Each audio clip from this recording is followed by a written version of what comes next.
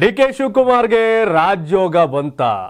ರಾಜಣ್ಣ ರಾಜ್ಯ ಆದ್ಮೇಲೆ ರಾಜ್ಯೋಗ ಬರಲೇಬೇಕು ಅಂತ ಮಾತಾಡ್ತಿದ್ದಾರೆ. ಕಾರಣ ಇಷ್ಟೇ, ಡಿ.ಕೆ. ಶಿವಕುಮಾರ್ಗೆ ವಿಪಕ್ಷಗಳ ವಿರೋಧ ಚುನಾವಣಾ ಟೈಮಲ್ಲಿ. ಆದರೆ ಚುನಾವಣೆಯ ನಂತರ ಡಿ.ಕೆ. ಶಿವಕುಮಾರ್ಗೆ ವಿರೋಧ ಇದ್ದಿದ್ದು ತನ್ನ ಪಕ್ಷದಲ್ಲೇ. 2 ವರ್ಷ ಆದ್ಮೇಲೆ ಮುಖ್ಯಮಂತ್ರಿ ಆಗ್ತೀನಿ ಅಂತ ಹೇಳುವಂತ ಡಿ.ಕೆ. ಶಿವಕುಮಾರ್ ಅವ್ರಿಗೆ ಕಡ್ಡಿ ತುಂಡಾದಂಗೆ ಮಾತಾಡ್ತಿದ್ದು ಒಂದು ಕೆ.ಎನ್. ರಾಜಣ್ಣ. ಆದರೆ ರಾಜಣ್ಣ ಅವರು 3 ತಿಂಗಳ ಹಿಂದೆಯಿಂದ ಫುಲ್ ಸೈಲೆಂಟು. ಅದು ಮಾಡಕ್ಕೆ ಬಂದಿದ್ರು, ಇದು ಮಾಡಕ್ಕೆ ಬಂದಿದ್ರು, ಸ್ಟಡಿ ಮಾಡಕ್ಕೆ ಬಂದಿದ್ರು, ಹಿಂಗೆ ಹಂಗೆ ಹಿಂಗೆ ಎಲ್ಲ ಚರ್ಚೆ ಆಯಿತು. ಬಹುದೊಡ್ಡ ಹಂಗಾಮ ಶುರುವಾಗಿತ್ತು. ಯಾಕೆಂದರೆ ಒಬ್ಬ ಸಚಿವ ವಿಧಾನ ಸದನದಲ್ಲೇ ಕೂತ್ಕೊಂಡು ನಂದು ಹನಿ ಟ್ರ್ಯಾಪ್ ಮಾಡಕ್ಕೆ ಬಂದಿರು ಅಂತ ಹೇಳಿದಾಗ ಮತ್ತು ಅದರ ಸುತ್ತಮುತ್ತಲಿನ ಚರ್ಚೆ, ಅದು ಯಾರನ್ನು ಗುರಿಯಾಗಿಸಿ ಮಾತನಾಡ್ತಿದ್ದಾರೆ ಅನ್ನೋ ಮಾತಿತ್ತು.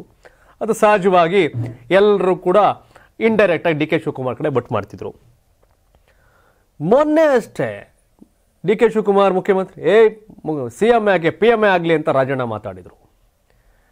ಇಡೀ ರಾಜ್ಯದಲ್ಲಿ ಡಿ.ಕೆ. ಶಿವಕುಮಾರ್ ವಿರುದ್ಧ ಮಾತನಾಡುವಂಥ ವ್ಯಕ್ತಿ ಅದರ ಮೊದಲಿಗ ಕೆ.ಎನ್. ರಾಜಣ್ಣ ಆಗಿದ್ರು. ಇವತ್ತು ರಾಜಣ್ಣ ಡಿ.ಕೆ. ಶಿವಕುಮಾರ್ ಇಬ್ಬರು ಕೂಡ ಅವರ ಆತ್ಮೀಯತೆ, ಅವರ ಪ್ರೀತಿ ವಿಶ್ವಾಸ ವೇದಿಕೆ ಮೇಲೆ ನೋಡಿದ್ಮೇಲೆ ರಾಜಕಾರಣದಲ್ಲಿ ಯಾರು ಶತ್ರುಗಳಲ್ಲ, ಯಾರೋ ಮಿತ್ರರಲ್ಲ ಅನ್ನೋದು ಮತ್ತೊಮ್ಮೆ ಇಂದಿನ ಘಟನೆಯಿಂದ ಸಾಬೀತಾಯಿತು.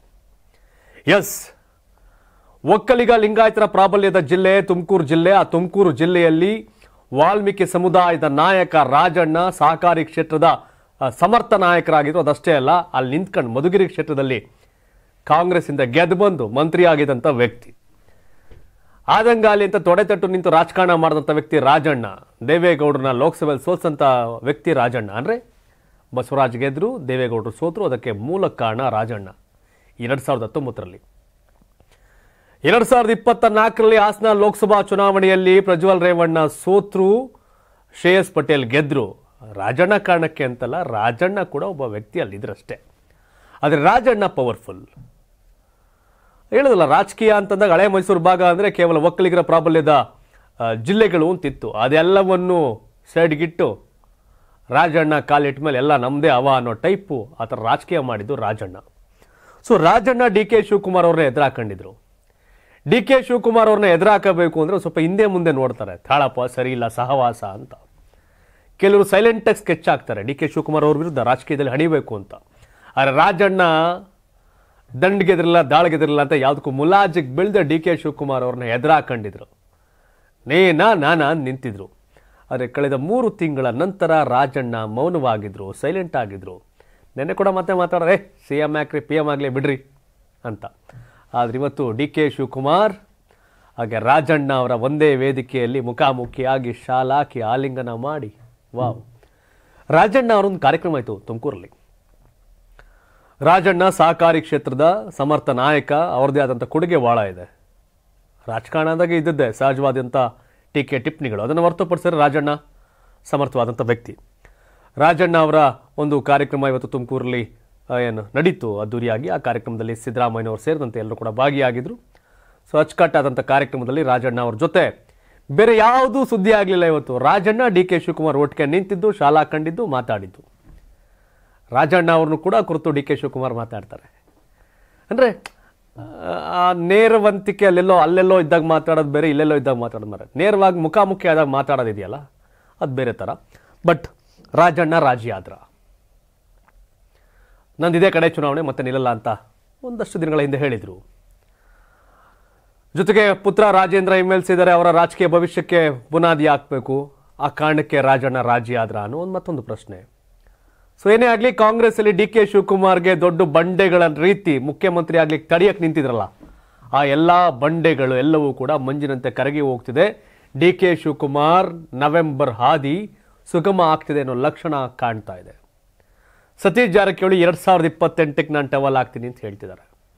ಆದರೆ ಈ 25ರ ಡಿಸೆಂಬರ್ ನವೆಂಬರ್ ಲೆಕ್ಕಾಚಾರ ಇದೆಯಲ್ಲ, ಆ ಡಿ.ಕೆ. ಶಿವಕುಮಾರ್ ಅವರ CM ಪಟ್ಟಾಭಿಷೇಕಕ್ಕೆ ಇದ್ದಂಥ ಅಡೆ ತಡೆ ಎಲ್ಲವೂ ಕೂಡ ಮಂಜಿನಂತೆ ಕರಗಿ ಹೋದಂಗೆ ಕಾಣ್ತಿದೆ.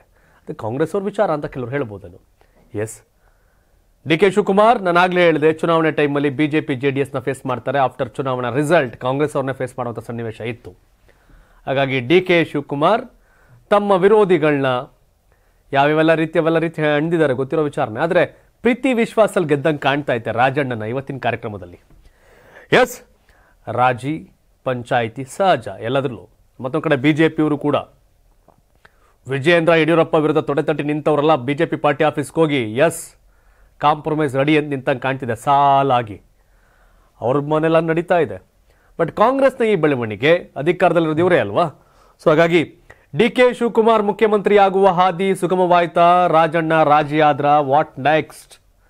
ವಿರೋಧ ಮಾಡೋರು ಯಾರೂ ಇಲ್ಲ. ಈಗ ವಿರೋಧ ಮಾಡ್ತಿದ್ದೆ ರಾಜಣ್ಣ, ಪ್ರಶ್ನೆ ಮಾಡ್ತಿದ್ದೆ ಸತೀಶ್ ಜಾರಕಿಹೊಳಿ. ಅವ್ರು 2028ಕ್ಕೆ ಹೋಗ್ತಿದ್ದಾರೆ.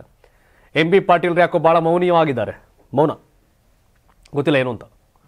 ಬಟ್ ಈ ಸನ್ನಿವೇಶಕ್ಕೆ ಇವತ್ತಿಗೆ ಸುದ್ದಿ ಬ್ರೇಕಿಂಗ್ ನ್ಯೂಸ್. ರಾಜಿ ಆದ್ರ ರಾಜಣ್ಣ? ತಾವೇನು ಹೇಳ್ತೀರಿ?